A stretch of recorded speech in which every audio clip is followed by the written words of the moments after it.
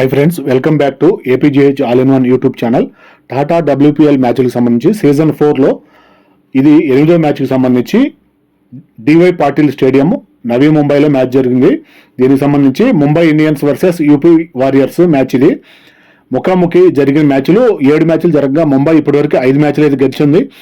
UP warriors 2 మాత్రమే గెలిచారు.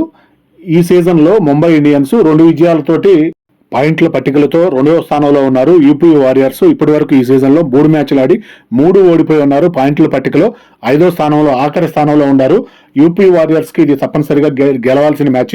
UP Warriors captain Meg Lanning toss గెలిచి బౌలింగ్ అయితే ఫస్ట్ ఎంచుకున్నారు. ముంబై ఇండియన్స్ ఓపెనర్స్గా కమల్ని, అమన్ జ్యోతులు వచ్చారు. 1వ ఓవర్ బౌలింగ్ క్రాంతి 6 రన్స్ మాత్రం ఇచ్చారు. 2వ ఓవర్ బౌలింగ్ శిఖా పాండే 6 బాల్స్కి 2 రన్స్ ఇచ్చారు. 2 ఓవర్లు పూర్తయ్యేటప్పటికి 8 రన్స్. 3వ ఓవర్ బౌలింగ్ క్రాంతి 3వ ఓవర్లో మొత్తం పూర్తయ్యేటప్పటికి 15 రన్స్. 4వ ఓవర్ బౌలింగ్ శిఖా పాండే 4 ఓవర్లకి పూర్తయ్యేటప్పటికి 20 రన్స్. 5వ ఓవర్ బౌలింగ్ క్రాంతి 5 ఓవర్లకు 25. 6వ ఓవర్ బౌలింగ్ దీప్తి 6 ఓవర్లు పూర్తయ్యేటప్పటికి 32 రన్స్. పవర్ ప్లే పూర్తయింది. 7వ ఓవర్ బౌలింగ్ క్రాంతి 7 ఓవర్లకి 42. స్ట్రాటజిక్ టైమ్ అవుట్ తీసుకున్నారు. 2.5 నిమిషం గేమ్ ప్లాన్ మార్చుకోవడానికి అవకాశం దొరుకుతుంది. 8వ ఓవర్ బౌలింగ్ దీప్తి వేసిన బాల్కి అమన్ జ్యోత్ 38 రన్స్ చేసి 33 బాల్స్కి అవుట్ అయ్యారు. క్రీజ్లోకి బ్రంట్ వచ్చారు. 8 ఓవర్లకి 44. 9వ ఓవర్ బౌలింగ్ ఎకిల్స్టన్ కమల్ని 5 రన్స్ 11 బాల్స్కి బౌండరీ వద్ద క్యాచ్ అవుట్గా వెనుదిరిగారు. కెప్టెన్ హర్మన్ ప్రీత్ క్రీజ్లోకి వచ్చారు. 9 ఓవర్లకి 47 రన్స్.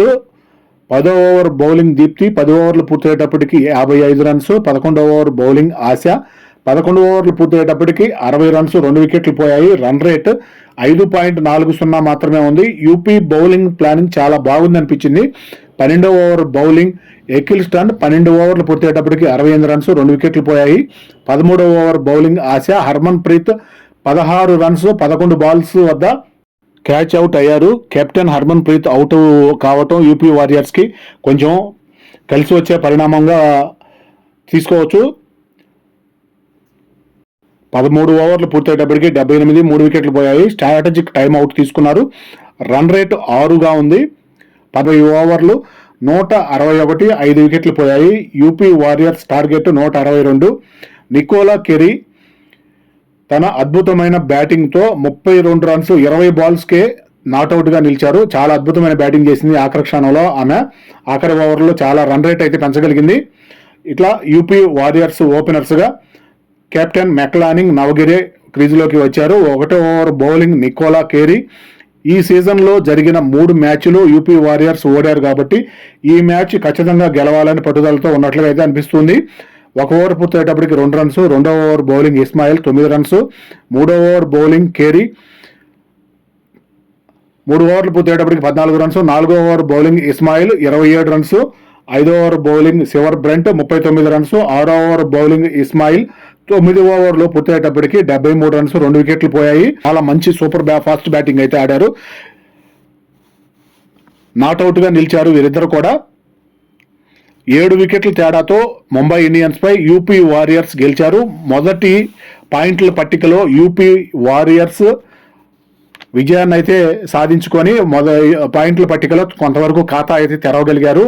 ఈ విధంగా ముంబై ఇండియన్స్ లాంటి టైటిల్ విన్నర్స్ పైన యూపీ వారియర్స్ చాలా అద్భుతమైన పోరాటం చేసి 3 మ్యాచ్ల ఓటమి తర్వాత 4వ మ్యాచ్లో తమ విజయాన్ని అయితే సొంతం చేసుకున్నారు.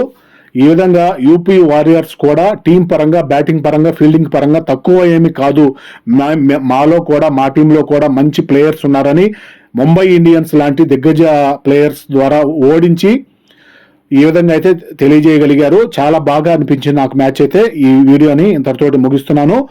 మరొక మంచి వీడియోలో కలుద్దాము. థ్యాంక్ యూ, ధన్యవాదాలు.